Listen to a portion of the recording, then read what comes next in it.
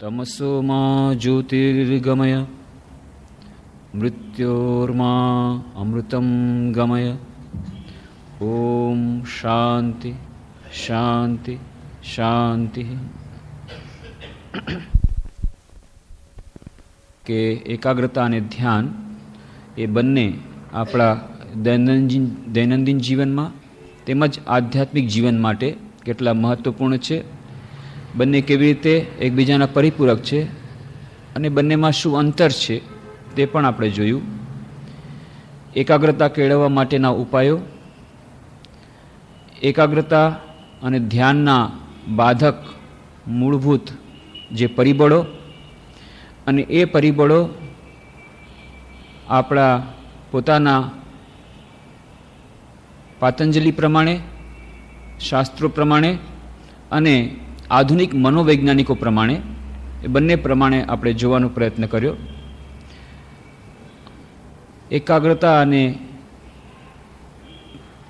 ધ્યાન એ બંને વચ્ચેના સંબંધ સિવાય ધ્યાન અને કાર્ય, ધ્યાન અને જપ, ધ્યાન અને મંત્ર, ધ્યાન ઉપાસના, ધ્યાન અને પ્રાર્થના, આ બધાનો પણ એકબીજાની સાથેનો સંબંધ આપણે જોવાનો પ્રયત્ન કર્યો. અને પાછલી ચર્ચામાં ધ્યાનથી જે કેટલા જીવન પરિવર્તિત થયા છે, કેટલાયના જીવન પરિવર્તિત થયા છે, વાલ્મીકીથી માંડીને મેડમ કાલ્વેની પણ વાત કરી અને પાછલી ચર્ચામાં લાટુ મહારાજની વાત કરી.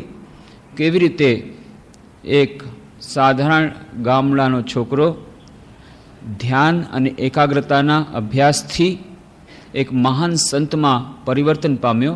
અમે સ્વામી અદ્ભુતાનંદના નામથી પ્રખ્યાત થયો. એ સ્વામી અદ્ભુતાનંદના જીવનમાં કેવી રીતે એકાગ્રતા અને ધ્યાન એમના જીવનમાં કેટલો મહત્ત્વનો ભાગ ભજવે છે, આ બધી ચર્ચા આપણે કરી. આપણે એ પણ કહ્યું હતું કે દૈનંદિન જીવનમાં જો એકાગ્રતા લાવવી હશે, એ પછી વિદ્યાર્થીને ભણવા માટે હોય કે વેપારીને આગળ વધવા માટે હોય, તો એના માટે ધ્યાનનો થોડોક અભ્યાસ એ આવશ્યક છે અને એના માટે સમય કાઢવો પડશે. આપણા વ્યવહારના કાર્યો એ તો ચાલતા જ રહેશે, એ કોઈ દિવસ ખૂટવાના નથી. ગ્રીક માયથોલોજીમાં એક વાર્તા આવે છે, સિઝિફસ નામનો એક દૈત્ય, એક રાજા, એ ખૂબ જ ચાલાક, અને એટલો ચાલાક કે એણે બધા દેવતાઓને હરાવી દીધા, દેવતાઓ પર આધિપત્ય કર્યું, દેવતાઓને કેટલી વાર હરાવી દીધા. છેવટે દેવતાઓ બધા ત્રસ્ત થઈ ગયા અને એ લોકોએ પછી એક યુક્તિ કાઢી.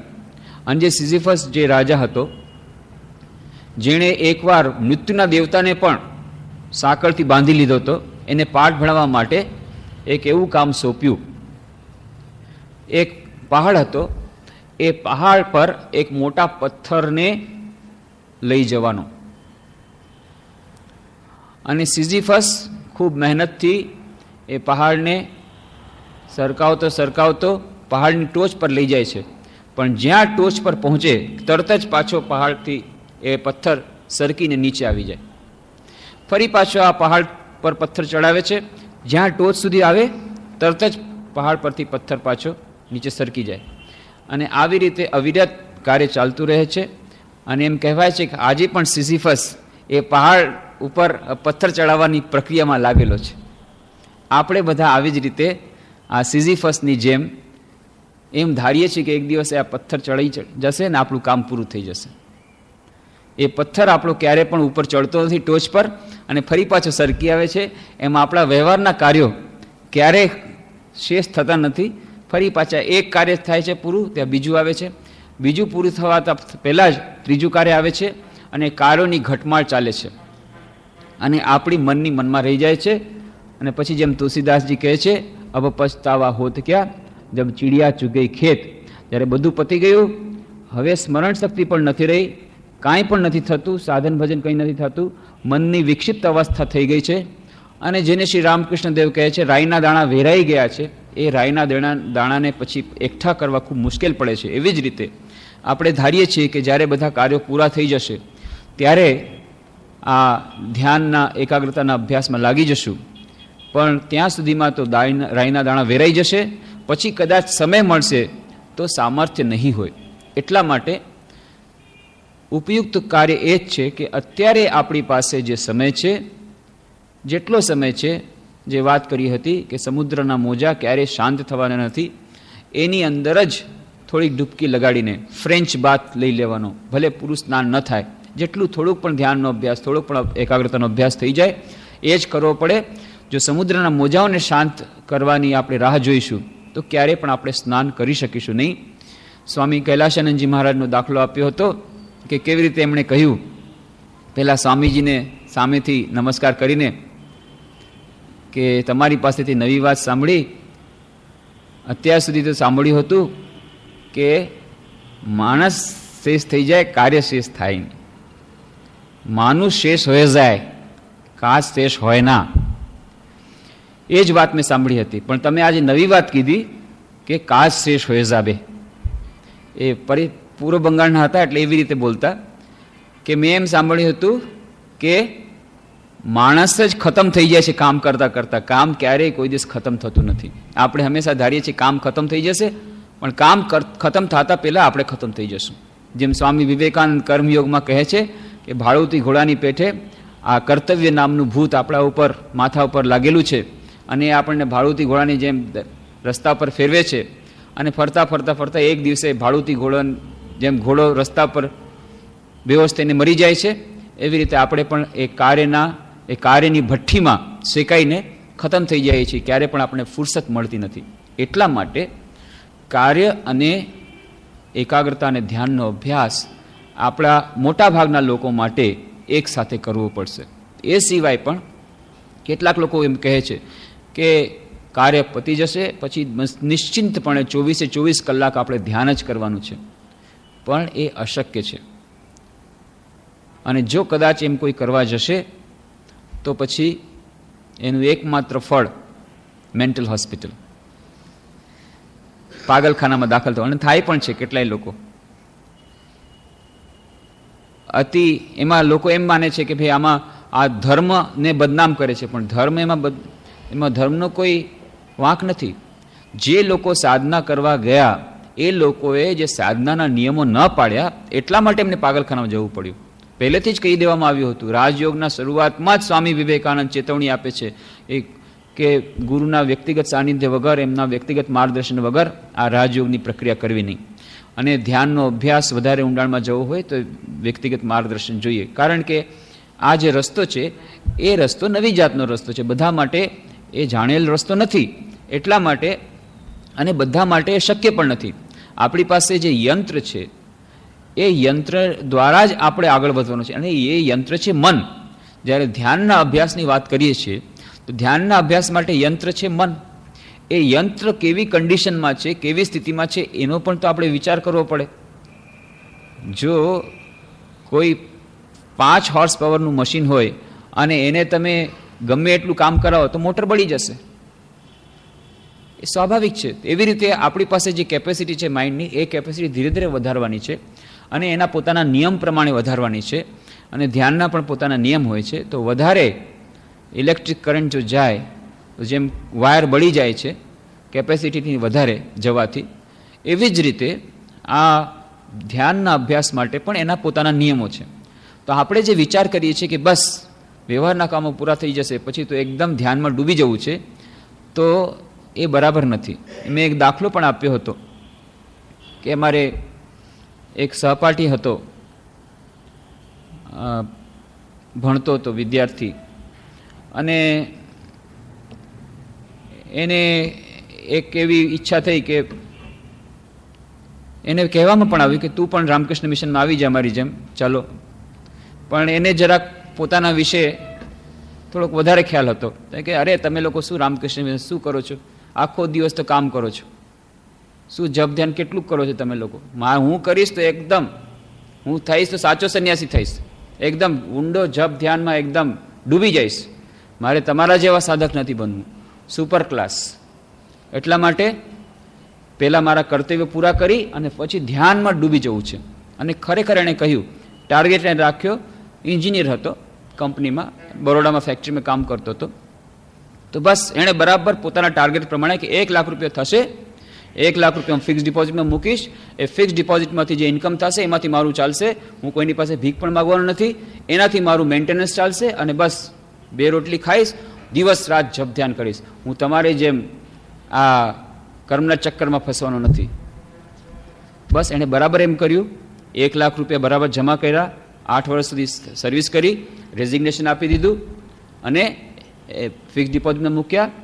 ચાલ્યો ગયો નર્મદાને તીરે, તપસ્યામાં નિમગ્ન, અને 3.5 વર્ષ પહેલાં જ ખબર મળ્યા, આઉટ. પછી શું થાય? હવે એનો મોટો ભાઈ છે પૂનામાં, પછી ત્યાં લઈ ગયા અને મોટા ભાઈ અને ભાભી માંડ રાખ્યો. હમણાં થોડુંક એને ટ્રીટમેન્ટમાં કરવાથી 1.5 વર્ષના ટ્રીટમેન્ટ પછી કાંઈક સારું થયું છે, પણ હજી પણ એકદમ નોર્મલ ન કહી શકાય. તો આ જે આપણે મનમાં ધારીએ છીએ કે બસ આપણે પોતાની ઈચ્છા પ્રમાણે પછી ડૂબી જશું ધ્યાનમાં, એ વાત આપણે મનમાંથી કાઢી નાખવી જોઈએ. ધીરે ધીરે આપણે પોતાને સક્ષમ કરવાના છે. તો ધીરે ધીરે સક્ષમ કરવા માટે આજથી જ ધ્યાનનો અભ્યાસ પ્રારંભ કરવો પડે. ભલે 1 મિનિટ જેટલું સમય આપણે આપી શકીએ, પણ એ નિયમિતતા એ અત્યંત આવશ્યક છે. પણ આપણે જો એમ વિચાર કરીએ કે બસ કામ ખતમ થઈ જશે એના પછી કરશું, કામ ક્યારેય ખતમ થતું નથી, માણસ ખતમ થઈ જાય છે કામ કરતાં કરતાં. તો કર્તવ્ય, કર્મ, ડ્યુટી એ ક્યારેય ખતમ થવાની નથી. કોઈને કોઈ દીકરીના વિવાદ પતી જાય પછી કોઈક દીકરાના પાછા એને દીકરો થશે, એને અન્નપ્રાશન કરાવવું પડશે, કોઈકને કંઈક કામ રહેશે જ. એક પરીક્ષા પતશે, બીજી પરીક્ષા આવશે, પછી એન્ટ્રન્સ ટેસ્ટ, પછી વેકેશનમાં ફરવા જવાનું, કંઈ ને કંઈ રહેશે જ. કોઈ આપણે એમ ધારીએ છીએ કે આ કામ પતી જાય પછી નીકળશે. એટલા માટે it is a question of priorities. આપણે કોને પ્રાથમિકતા આપીએ છીએ? શું આપણે જરૂર માનીએ છીએ કે આપણા દૈનંદિન જીવનમાં એકાગ્રતા અને ધ્યાનનું મહત્વ છે? તો પછી આપણે આજથી જ અભ્યાસ પ્રારંભ કરવો પડે. ભલે 1 મિનિટનો હોય, પણ નિયમિતતાપૂર્વક. અને એ 1 મિનિટનો અભ્યાસ, આજનો અભ્યાસ જ્યારે રાઈના દાણા વેરાઈ નથી ગયા ત્યારનો 1 મિનિટનો અભ્યાસ રાઈના દાણા વેરાઈ જશે, જ્યારે મનની શક્તિઓ ક્ષીણ થઈ જશે અને આપણી પાસે કેપેસિટી નહીં હોય, ત્યારના 8 કલાકનું ધ્યાન પણ એને બરાબર નથી. અત્યારનું 1 મિનિટનું ધ્યાન એના કરતાં વધારે મહત્વનું છે. આ બધી રીતે આપણે અભ્યાસ પ્રારંભ કરવો જોઈએ. એ સિવાય પણ કાર્ય અને ધ્યાન એ બંને એકસાથે ચાલવાના બીજા બધા ઘણા કારણો છે. એક તો આપણે 24 કલાક ધ્યાનમાં રહી શકે એવા લોકો બહુ જ ઓછા છે, બહુ જ ઓછા છે. કેટલાય લોકો કહે છે ને, જુઓ ને ઉત્તરકાશીમાં કેટલા લોકો ફક્ત ધ્યાન કરીને રહે છે, તમે લોકો તો આખો દિવસથી કર્મ કરો. ત્યાં છે બરાબર ઉત્તરકાશીના સાધુઓ, તો ત્યાં પણ અમે લોકો જોઈને આવ્યા. શું કરે છે? સવારના ઉઠીને લોટો માંજવામાં 1 કલાક, કપડાં ધોવામાં બીજા 2 કલાક, પોતાને એક જ કપડું ધોવામાં 2 કલાક, પોતાની સાફસૂફ કર્યું, આ કર્યું, એમાં 2-3 કલાક નીકળી ગયા. પછી નીકળી ગયા ભિક્ષા લેવા માટે લાઈનમાં ઊભા રહ્યા, ત્યાંથી ભિક્ષા લીધી. થોડીક ભિક્ષા સાંજ માટે રાખી દીધી, કારણ કે દિવસમાં 1 જ વાર ભિક્ષા મળે, એને સાચવીને રાખી દીધી. બપોરના આવીને થોડો રેસ્ટ લઈ લીધો, સાંજના થોડોક 1 કલાક ધ્યાન કર્યું, સવારના પહેલાં ઉઠીને ધ્યાન કર્યું, સાંજના સૂઈ ગયા. એમાંથી 4 કે 5 કલાક ગપાટા મારવામાં હાકી ગયા. આને ત્યાં આજે આવતીકાલે કઈ ભિક્ષા મળવાની છે, ફલાણા ત્યાં ભંડારો કે દિવસે છે, શેનું શું છે, અને આ સાધુનું શું થઈ ગયું, પહેલા વ્યક્તિનું શું થઈ ગયું, આ નિંદામાં ને બધામાં નીકળી ગયો. બધાની વાત નથી કરતો, પણ મોટા ભાગના સાધુઓ, જે લોકો એમ માને છે કે અમે આ કર્મયોગમાં માનતા નથી, અમે ફક્ત ધ્યાનયોગમાં માનીએ છીએ, એ લોકો પણ ધ્યાનમાં મન પુરવી શકતા નથી. અને એ સ્વાભાવિક છે, એમાં એ કોઈ અસ્વીકાર કરવાની વાત નથી, એને સ્વીકારી લેવું જોઈએ. મોટા ભાગના આપણા લોકોનું બંધારણ એવું નથી કે આપણે આ ઊંડા ધ્યાનમાં 24 કલાક એ ધ્યાનની અવસ્થામાં રહી શકીએ. મન સ્વભાવથી ચંચળ છે. અર્જુને પણ ત્યારે કૃષ્ણ ભગવાનને કહ્યું હતું, અને એટલા જ માટે આ પ્રક્રિયા છે. ધીરે ધીરે મન પરિવર્તિત પામે છે. જ્યારે મન શુદ્ધ થતું જાય છે તેમ એમાં આ ધ્યાન કરવાની કેપેસિટી વધતી જાય છે.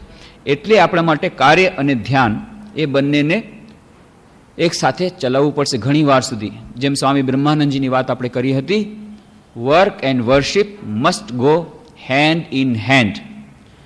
કાર્ય અને પૂજા, કાર્ય અને ધ્યાન સાધના, આ બંને એક સાથે જવું પડશે ઘણા વખત સુધી. પછી વર્ક એઝ વર્શિપ કરતા વર્ક ઇઝ વર્શિપ, ત્યારે થઈ જશે વર્ક ઇઝ વર્શિપ. ત્યારે કાર્ય જ પૂજા બની જશે. પણ ત્યાં સુધી work and worship must go hand in hand. ત્યારે પછી આપણને વિશેષ કરીને પૂજાની આવશ્યકતા નહીં હોય. તો કાર્ય અને પૂજા, કાર્ય અને ધ્યાન, આ બંને એકબીજા સાથે ચલાવવા પડશે. એ સિવાય કાર્યનું આપણા જીવનમાં એટલા માટે પણ મહત્વ છે. કર્મયોગમાં આપણે આની વિશેષ ચર્ચા કરી હતી, એટલે આપણે અત્યારે વિસ્તારથી નહીં કરીએ. પણ અત્યારે જ્યારે ધ્યાનની વાત કરી રહ્યા છીએ, અને જ્યારે આ ચર્ચા નીકળી છે કે ભાઈ કર્મ કરી રહ્યા છીએ, ત્યારે કર્મ કર્યા પછી જ, જ્યારે પતી જશે પછી જ આપણે ધ્યાનનો અભ્યાસ પ્રારંભ કરીશું. એના સંદર્ભમાં આપણે કહી રહ્યા છીએ કે કર્મયોગમાં જે આપણે વિસ્તારથી ચર્ચા કરી હતી, કર્મની શું આપણા જીવનમાં ઉપયોગિતા છે કર્મયોગની, એ સંદર્ભમાં કે કર્મ જેમ ધ્યાન, કર્મ, પૂજા આ બધું શેના માટે છે? કે આપણું જે અંદરની જે ચેતના છે એ ચેતનાને જાગૃત કરવા માટે છે. આપણી અંદરની જે કોન્શિયસનેસ છે, જે ચેતન તત્વ છે, એને પરિવર્તિત કરવાની આવશ્યકતા છે. અત્યારે એક દિશા તરફ છે, એની દિશા બદલવાની છે. એ દિશા બદલવા માટે ફક્ત એક જ માર્ગ નથી, જ્ઞાન, ભક્તિ, ધ્યાન, અને ચોથો માર્ગ છે કર્મનો. કર્મ દ્વારા પણ આ ચેતન તત્વ પ્રગટ થાય છે. અને એટલા જ માટે કાર્લ માર્ક્સે જ્યારે વાત કરી, એણે પોતાની જે ફિલોસોફી છે, સોશિયલ ચેન્જ માટેની જે ફિલોસોફી, એમાં કાર્યને સેન્ટ્રલ પ્લેસ આપ્યું છે, મુખ્ય તત્વ આપ્યું છે કાર્યને.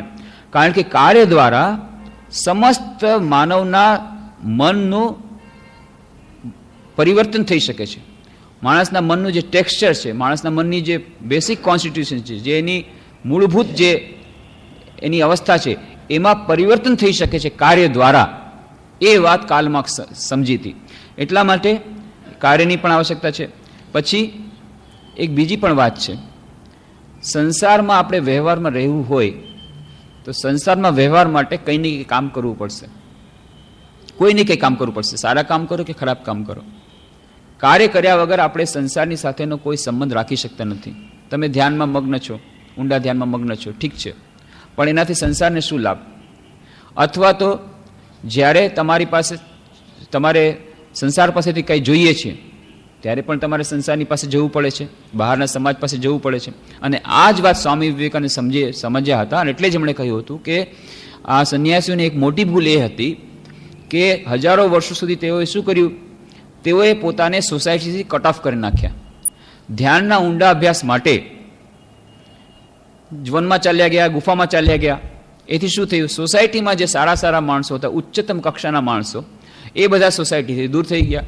તો પછી ધર્મને સાચવવા માટેની જે વ્યક્તિઓ હતી, એ જ્યારે ચાલી ગઈ ત્યારે ધર્મ આવી પડ્યો પાખંડીઓના હાથમાં, પંડાઓના હાથમાં. અને એ લોકો ધર્મ પોતે સમજતા નહોતા. એ જે સોકોલ્ડ પંડિતો, એ પોતે સમજતા નહોતા, પોતે આચરણ કરી શકતા નહોતા. એટલા માટે બીજાને તો સમજાવવાનો સવાલ જ નહોતો. અને એમણે એના પર અધિકાર જમાવવા માંડી ગયા. અને એમણે કહ્યું, શાસ્ત્રોની બધી વાતોને પોતાની પાસે રાખી લીધી અને સાધારણ જનસમાજથી શાસ્ત્રોને અથવા સાચા આધ્યાત્મિક જ્ઞાનને બંધ કરી દીધું, એનો માર્ગ બંધ કરી દીધો. ધર્મના નામે કેટલાક આડંબરો, કેટલાક આચરો, બાહ્ય આડંબરો એ શરૂ કરી દીધા. તમે આમ નહીં આપો તો આમ ચાલશે, આમ કરવું તો આમ કરવું પડશે. રસોડામાં આપણો ધર્મ પેસી ગયો કે આમ અડવાથી આટલા પેઢીનું નાશ થશે, આમ અડવાથી આટલી પેઢી નાશ થશે. આ બધા નિયમોમાં આબદ્ધ કરી અને અધિકારવાદ બ્રાહ્મણોનો, પંડિતોને આવી ગયો. કેમ? કારણ કે ધર્મના જે મુખ્ય ધારણ કરનારા લોકો ચાલ્યા ગયા અને ધર્મ આવા ઠેકેદારોના હાથમાં આવી ગયો. અને સ્વામી વિવેકાનંદ બીજી વાત કરી કે જુઓ, અત્યાર સુધી આ સમાજે, સંન્યાસી સમાજને કેટલું રક્ષણ આપ્યું છે, કેટલું બધું સપોર્ટ આપ્યો છે. હજારો વર્ષોથી આપણે ત્યાં પરિપાટી છે કે કોઈ પણ સંન્યાસી હોય, ગમે ત્યાં જાય, એને રોટલી આપે, એને ભોજન આપે, એને ભિક્ષા આપે. એ ચાલતું આવ્યું છે કંઈ પણ કાર્ય કર્યા વગર. બાકી બધા સમાજમાં કંઈ ને કંઈ કાર્ય કરે છે, એ યજ્ઞમાં કંઈક ને કંઈ સહાયરૂપ થાય છે. એ કાર્યના બદલામાં, એ પછી ફેક્ટરીમાં કામ કરતો હોય કે ઓફિસમાં કામ કરતો હોય, કંઈક કાર્ય કરે છે, એના બદલામાં એ ભોજન મળે છે. તો સંન્યાસી શું કરે છે? તો સંન્યાસી પ્રત્યક્ષ રૂપે તો કંઈ કરતો નથી. હા, પરોક્ષ રૂપે જરૂર કરે છે. એ જે આધ્યાત્મિક શક્તિને ટકાવી રાખે છે અને ધર્મ ટકી રહે છે, એને કારણે જ સંસાર ટકી રહ્યો છે. એ વાત સાચી છે. પ્રાર્થના અને ધ્યાનનું પણ જીવનને ટકાવી રાખવા માટે, સમાજને ટકાવી રાખવા માટે પોતાનું મહત્વ છે. એનું પરોક્ષ મહત્વ છે. પણ સ્વામીજી કહ્યું કે અત્યારે સમાજ જે દુર્દશામાં છે, એ સમાજને અત્યારે ફક્ત પરોક્ષ રીતે નહીં પણ પ્રત્યક્ષ રૂપે પણ મદદની જરૂર છે. અને ત્યારે સંન્યાસીઓએ આ આ પહાડ અને ગુફા છોડી સમાજની વચ્ચે રહીને કામ કરવું પડશે. તો એથી બે લાભ થશે. સમાજના જે સર્વશ્રેષ્ઠ વ્યક્તિઓ, સર્વશ્રેષ્ઠ માણસો જે ચાલ્યા જતા હતા સમાજને છોડીને, જેને કારણે સમાજની ગુણવત્તા ઓછી થઈ જતી હતી, એ નહીં થાય. અને બીજું, સમાજને પ્રત્યક્ષ રૂપે સંન્યાસીઓ મદદ કરશે. આવી રીતે નવો જાતનો કર્મયોગ સ્વામી વિવેકાનંદે શરૂ કર્યો કે એ કર્મ, ધ્યાનનું જેટલું મહત્વ છે એટલું કર્મનું પણ મહત્વ છે બતાવવા માટે, અને સાથે સાથે સમાજના લોકો પણ શીખી શકશે. નહીં તો સમાજના લોકો કહેશે અચ્છા તો પછી મોક્ષ લાભ માટે, મુક્તિ માટે, શ્રેષ્ઠત્વની પ્રાપ્તિ માટે, પૂર્ણતાની પ્રાપ્તિ માટે જો આ જ રસ્તો હોય તો આપણે પણ પછી એ જ કરવું પડશે. જંગલમાં જવું પડશે, સમાજને છોડીને જવું પડશે, સંસારને છોડીને જવું પડશે. પણ સંસારમાં રહીને પણ અનાસક્તિપૂર્વક કાર્ય કરવાથી કાર્ય અને પૂજા બંને એકસાથે થઈ શકે છે. કાર્ય અને ધ્યાન એકબીજાના કોન્ટ્રેડિક્ટરી નથી, એકબીજાના પરિપૂરક છે.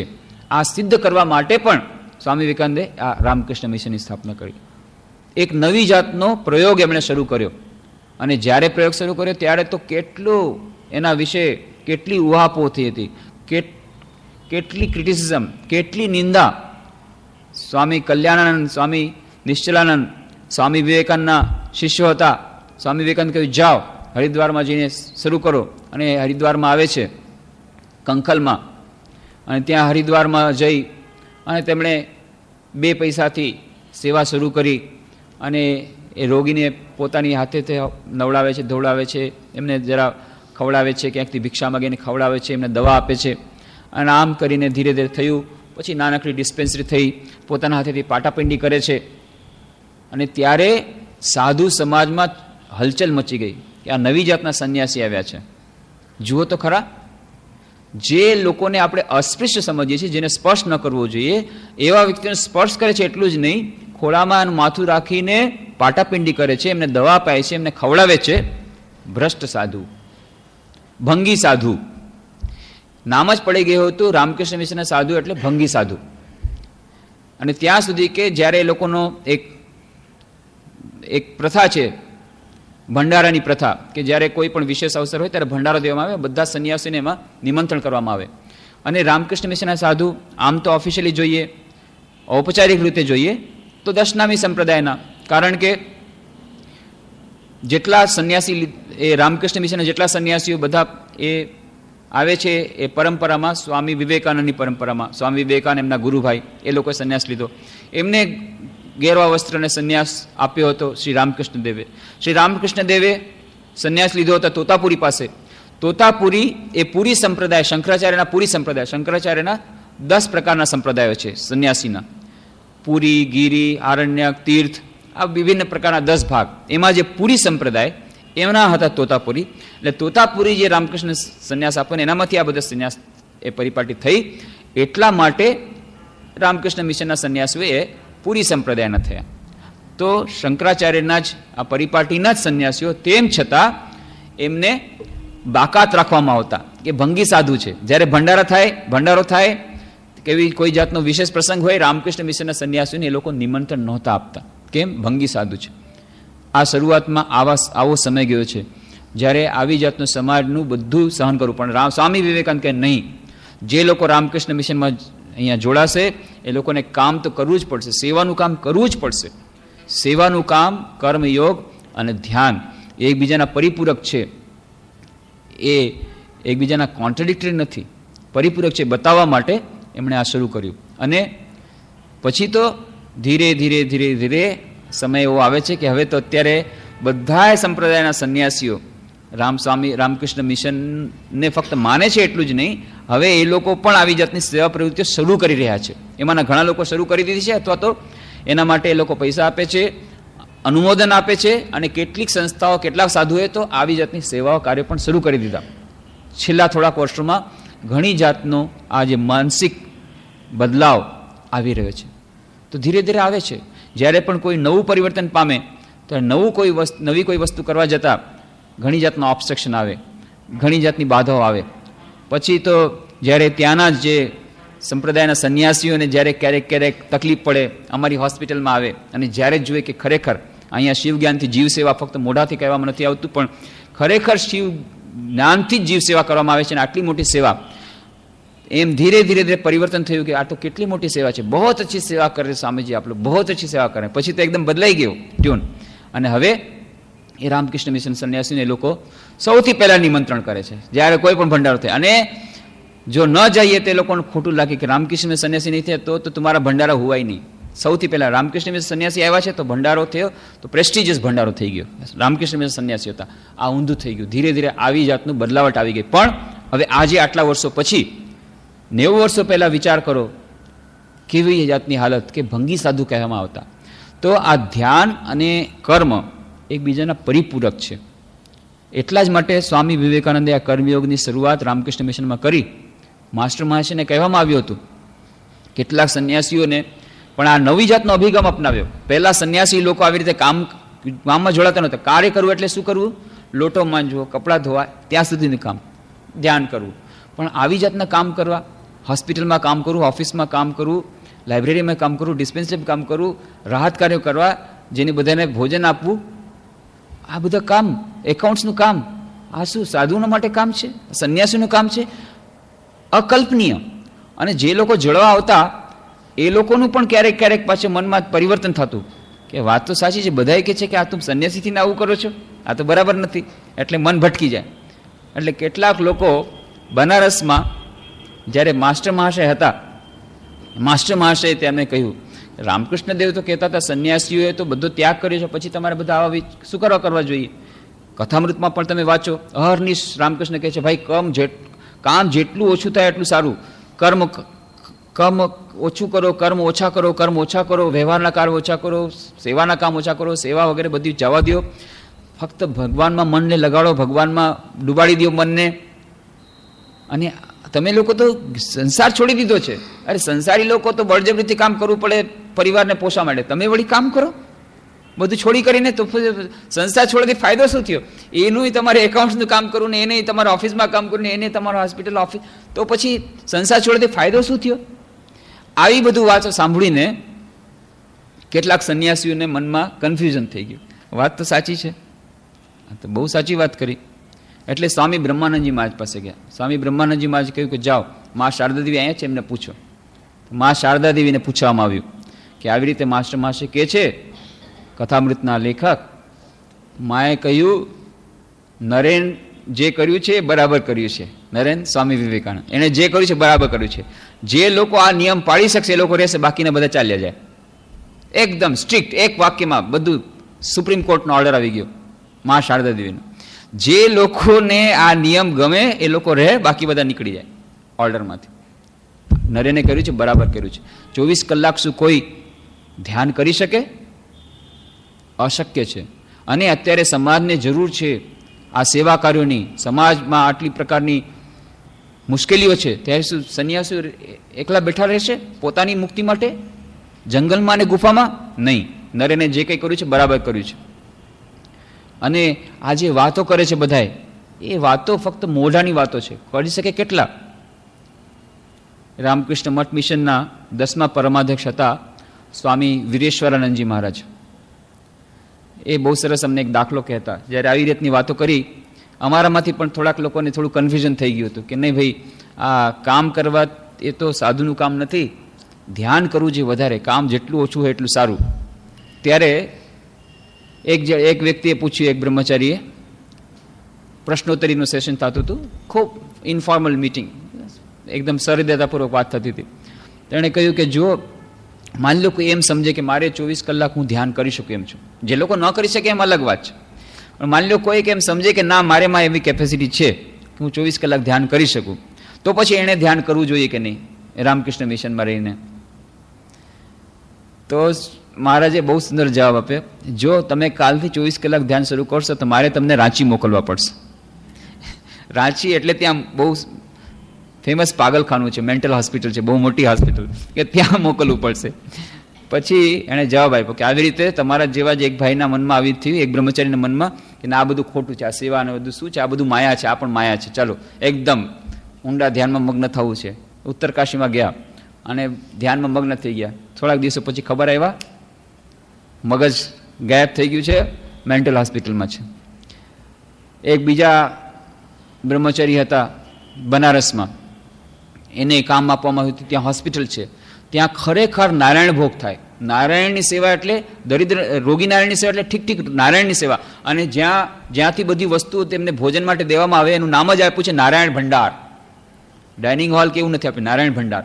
તો નારાયણની જેમ સેવા થાય એમ દર્દીઓની સેવા કરે. ત્યાં જે મોટા સ્વામીજી છે, સિનિયર સ્વામીજી, વરિષ્ઠ સંન્યાસી, આજે પણ એક સ્વામીજી એવા છે કે 26 વર્ષથી એક જ કાર્ય કરે જાય છે, પાટાપિંડી કરું, કમ્પાઉન્ડરનું કામ કરું. પોતાના હાથેથી દર્દીઓને કમ્પાઉન્ડિંગ કરે, પાટાપિંડી કરે ને ઇન્જેક્શન આપે. એ ચાલે છે કેટલા વખતથી, સાક્ષાત દર્દીને સાક્ષાત નારાયણ સમજીને. તો આવી રીતે એ નારાયણ સેવા, પણ એને નારાયણ સેવા ન ગમી, કે આ શું બધું હોસ્પિટલનું કામ, હું બધું સંસાર છોડીને આવ્યો, વળી પાછું આ બધું, કે ના, હું તો કે મારે ફક્ત ધ્યાન જ કરવું છે, મારે બીજું કાંઈ કામ નથી કરવું. ત્યારે સ્વામી તુર્યાનંદજી મહારાજ હતા, સ્વામી વિવેકાનંદના ગુરુભાઈ. સ્વામી તુર્યાનંદજી મહારાજે કીધું, ઠીક છે, તમારે ફક્ત ધ્યાન કરવું છે ને, ઠીક છે, જાઓ, તમને એક ઓરડો આપવામાં આવે છે, કરો 24 કલાક ધ્યાન, અને તમને ભોજન અહીંયા દરવાજામાંથી આપવામાં આવશે. ભોજન માટે પણ બહાર આવવાની જરૂર નથી, ભોજન પણ તમને દરવાજા ઉપર મળશે. 2 દિવસ થયા, 3 દિવસ થયા. ચોથી દિવસે સ્વામી તુર્યાનંદ જોયું, પેલો બ્રહ્મચારી દરવાજાની બહાર આવીને, બાકી બધું તો એને કટાફ હતું, કોઈ એની સાથે વાત નહીં કરે, ક્યાંય જશે નહીં, કોઈની સાથે કાંઈ કરતા કાંઈ નહીં, સંસાર સાથે કોઈ સંબંધ નહીં, ફક્ત ધ્યાન જ કરવાનું. જાઓ. ચોથે દિવસે, 3 દિવસ તો બરાબર છે, ચોથે દિવસે જોયું પેલો બ્રહ્મચારી આવીને, પંખી આવ્યા છે, પંખીની સાથે વાતો કર્યા છે. બસ તરત જ એની ચોટલી પકડી. હા, આ તારું ધ્યાન ચાલે છે, પક્ષીની સાથે વાતચીત કરે છે, ચાલ લગ કામમાં. પક્ષીની સાથે વાતચીત કરવાનો ટાઈમ મળે છે ને સેવા કરવાનો ટાઈમ નથી મળતો, કામમાં લાગી જાઓ. કહેવાનો અર્થ એ છે કે અવિરત આવી રીતે ધ્યાનની અવસ્થામાં રહેવું આપણા માટે શક્ય નથી. એટલે આવી જાતની ભ્રમણામાં આપણે ન રહીએ કે આ બધા વ્યવહારનો કામો પૂરા થશે પછી 24 કલાક ધ્યાનમાં ડૂબી જવું છે. એ ફક્ત સમય મળવાથી જે ડૂબી જવાય એવું નથી, એના માટે મનની સ્થિતિ આવશ્યક છે. અને અત્યારથી જો આપણે 1 મિનિટનો અભ્યાસ નહીં કર્યો હોય તો પછી કલાકોના કલાકો ધ્યાન કરવું અશક્ય છે. એટલા માટે અત્યારે આપણે મિનિટોથી કે સેકન્ડોથી આપણે શરૂઆત કરીએ. તો આવી રીતે કાર્ય અને ધ્યાન વચ્ચેનો સંબંધ આપણે જોયો કે આજની પરિસ્થિતિમાં એવી પરિસ્થિતિ છે કે જ્યારે આપણે ધ્યાન માટે સમય કાઢી શકીએ નહીં. જીવન ખૂબ જ લાઈફ બિકમિંગ ફાસ્ટ, જેમ કહે છે ને કે જીવન બહુ જ મહત્વપૂર્ણ થઈ ગયું છે. પેટ ભરવા માટે કંઈ ને કંઈ કમાવવું પડે, કમાવા માટે કંઈ કામ કરવા પડે, દિવસથી રાત સુધી કામ કરવા પડે, બધાને કંઈ ને કંઈ કામ કરવા પડે છે. યજ્ઞ ચાલી રહ્યો છે. તો કાર્ય એ આપણા જીવનનું અભિન્ન અંગ છે, નંબર 1. નંબર 2, આજે જે સમાજની સ્થિતિમાં છે એમાં પણ આવી જાતની અવિચ્છિન્ન રીતે ધ્યાનમાં, આવી જાતનું જે વાતાવરણ છે, આવી જાતનું જે ખોરાક છે, આવી જાતનું જે વાતાવરણ છે, એમાં અવિચ્છિન્ન આવી રીતે 24 કલાક ધ્યાન કરવાનું પણ શક્ય નથી. એ સિવાય કાર્ય દ્વારા પણ આપણા મનની પરિસ્થિતિ, અને મોટાભાગના આપણા લોકો માટે કાર્ય દ્વારા મનનું જે બંધારણ એ બદલવાની વધારે ક્ષમતા આપણામાં રહેલી છે, જેનો આપણે ઉપયોગ કરવો જોઈએ કાર્ય દ્વારા. અને ચોથું એક કારણ છે કે આપણા દરેકમાં ક્રિએટિવ અર્જ રહેલી છે. ક્રિએટિવ અર્જ, સર્જનાત્મક શક્તિ રહેલી છે. અને દરેક વ્યક્તિના મનમાં ઈચ્છા હોય છે કે આ સર્જનાત્મક શક્તિને કંઈ રૂપ આપે. અને આ સર્જનાત્મક શક્તિ કાર્યમાં પરિણત થાય છે જ્યારે આપણે કાર્ય કરીએ છીએ. ત્યારે કાર્ય આપણે કોઈ પણ જાતનું કરીએ ત્યારે જ આ સર્જનાત્મક શક્તિનો ઉપયોગ થાય છે. નહીં તો એ સર્જનાત્મક શક્તિ એ વચમાં કપાઈ જાય અને એને કારણે આપણું જે આધ્યાત્મિક પ્રગતિ એ થતી નથી. અને એટલા જ માટે આપણા દૈનંદિન જીવનમાં મોટા ભાગના માણસો માટે હજી લાંબા સમય સુધી કાર્ય અને ધ્યાન, કાર્ય અને પૂજા એ એકબીજા સાથે તાલમેલથી ચલાવીને આપણે આગળ વધવું પડશે. હવે 2 વસ્તુ આવે છે કે કાર્યની વચ્ચે પણ આપણે કેવી રીતે ધ્યાનની એકતાનતા મેળવી શકીએ, ધ્યાનની સ્થિતિને મેળવી શકીએ. 2 જાતની વસ્તુ છે. ધ્યાનથી આપણે જે સમજીએ છીએ મોટાભાગના લોકો, એ ધ્યાન અને પતંજલિ જેને ધ્યાન કહે છે, એ 2માં અંતર છે. પતંજલિએ જે ટેકનિકલ વર્ડ આપ્યું છે ધ્યાન, એ ધ્યાન છે 7મું સોપાન. યમ, નિયમ, આસન, પ્રાણાયામ, પ્રત્યાહાર, ધારણા અને પછી ધ્યાન અને પછી સમાધિ, એ 7મું સોપાન છે. પણ આપણે જ્યારે કહીએ છીએ હું ધ્યાનનો અભ્યાસ કરી રહ્યો છું, ત્યારે આપણે શું કરી રહ્યા છીએ? આપણે મનમાં જે કંઈ વિચારો આવે છે એને જોવાનો પ્રયત્ન કરીએ અને પછી એક જાતનો વિચાર કરવાનો પ્રયત્ન કરવા માટે બીજા વિચારનો હટાવવાનો પ્રયત્ન કર્યા છે. વારંવાર આપણે મનને ફરીથી આપણી વસ્તુમાં લગાડવાનો પ્રયત્ન કરે છે. આનું નામ છે પ્રત્યાહાર. એનાથી આગળ વધીને ધારણા કોઈ પણ એક જ વિષયમાં મનને લગાડવાનો, ચોંટાડવાનો જે ઉપાય, જે એની જે વિધિ, એનું નામ છે ધારણા. અને એ જ ધારણા જ્યારે વધુ સક્ષમ બને છે ને એક જ વિષયમાં જ્યારે એક તાણતા આવે છે ત્યારે એનું નામ ધ્યાન છે. તો આ ધ્યાનની પ્રક્રિયા અને ખરેખરનું ધ્યાન કરવા માટે જે પ્રયત્નો થઈ રહ્યા છે, ખરેખર તો એ ધારણા અથવા પ્રત્યાહારના પ્રયત્નો છે આપણા માટે.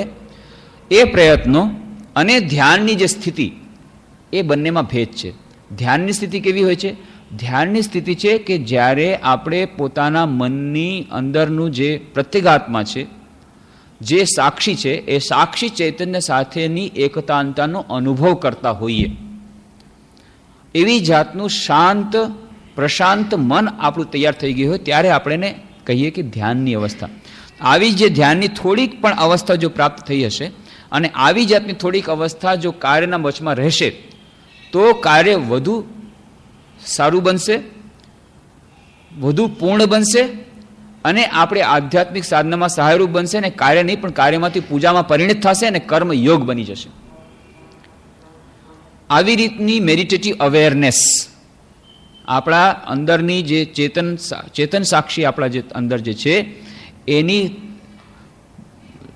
બધી જ વખતે અનુભૂતિ થવી કાર્યની વચ્ચે પણ, એને આપણે કહી શકીએ કે આવી રીતને ધ્યાન અને કર્મનો આપણે સામંજસ્ય કરવાનો પ્રયત્ન કર્યો. એ પ્રયત્ન કરવા જતામાં શું થાય છે કે જ્યારે આપણે ધ્યાન કરવાનો પ્રયત્ન કરીએ ત્યારે કાર્ય થતું નથી ને કાર્ય કરવાનો પ્રયત્ન કરીએ ધ્યાન થતું નથી.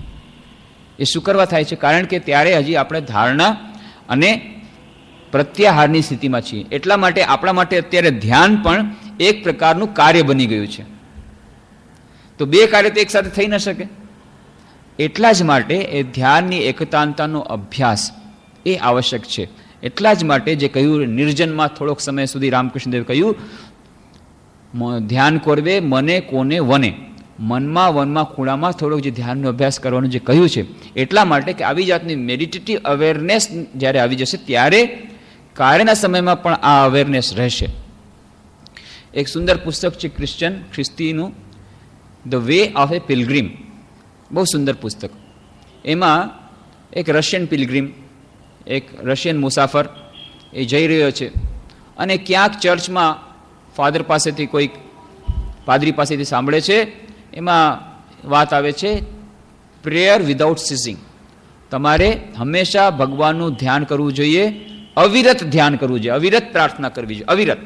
પ્રેયર વિધાઉટ સીઝિંગ, કોઈ પણ જાતના અટકાવ્યા વગર હંમેશા ચાલતું રહેવું જોઈએ.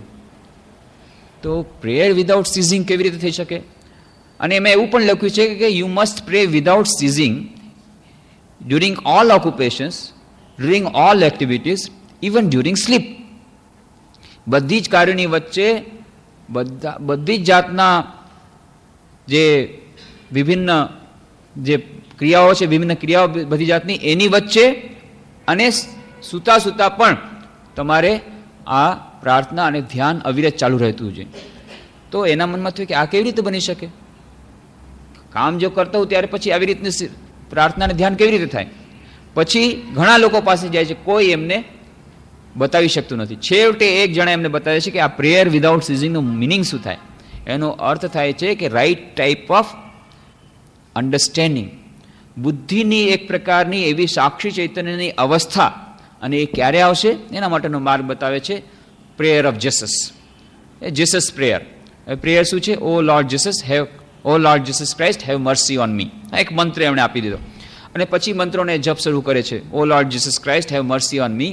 અને ધીરે ધીરે મંત્રનો જપ કરતા કરતા કરતા પહેલા તો 5000 વાર 10,000 વાર જપ કરે છે. પછી દરેક શ્વાસની પ્રશ્વાસની સાથે એ જપ થઈ જાય છે, જેને આપણે અજપા જપ કહીએ છીએ. અને પછી તો દરેકે દરેક હૃદયના ધબકારા સાથે આ જપ થઈ જાય છે એનો. અને ત્યારે એનામાં આવી જાતની મેડિટેટિવ અવેરનેસ આવે છે અને ત્યારે એને ખબર પડે છે પ્રેયર વિધાઉટ સીઝિંગ કોને કહેવાય. આવી જ રીતે બ્રધર લોરેન્સનો દાખલો છે. રસોડામાં કામ કરતા હતા પણ ધીરે ધીરે ધીરે આવી જાતનો અભ્યાસ કરતાં કરતાં practice of the presence of God, બહુ સુંદર પુસ્તક છે, કે કેવી રીતે ઈશ્વર સાનિધ્યનો અભ્યાસ કરતાં કરતાં એવી રીતે થઈ ગયું કે પછી તો એમને લાગ્યું કે ધ્યાનના સમયમાં, પ્રાર્થનાના સમયમાં હું ભગવાનની જેટલું નજીક નથી, કાર્યના સમયમાં ભગવાનથી વધુ નજીક હોઉં છું. અને ત્યારે મને જેમ પહેલાં મને ઈશ્વરનું સ્મરણ કરવું એ બહુ કઠિન લાગતું હતું, હવે ઈશ્વરનું વિસ્મરણ કરવું મને એટલું જ કઠિન લાગે છે.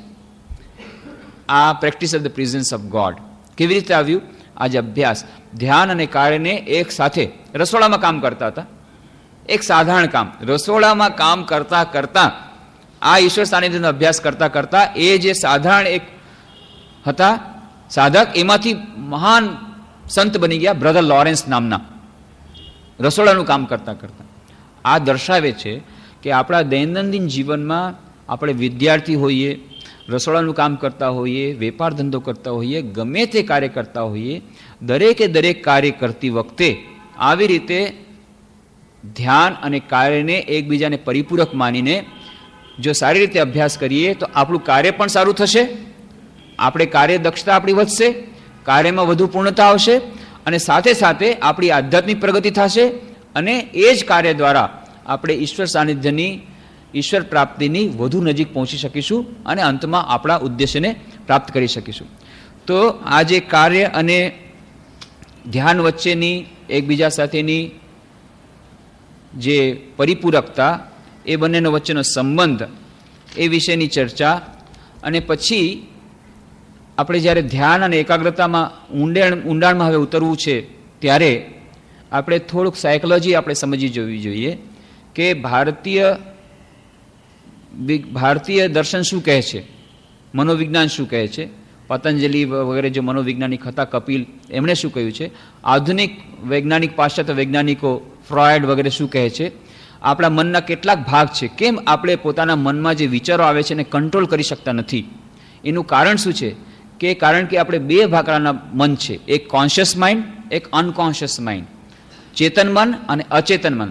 આ ચેતન મન શું છે, અચેતન મન શું છે, અને અચેતન મનને કેવી રીતે સંસ્કારો એ રૂપ આપે છે, અને જેને કારણે આપણું ધ્યાન વધુ કઠિન બને છે, અથવા તો આપણા મનની એકાગ્રતા વધુ કઠિન બની જાય છે. આ બધાની ચર્ચા આપણે આવતા શનિવારે 6:15 વાગે કરવાનો પ્રયત્ન કરીશું. ઓમ શાંતિ શાંતિ શાંતિ.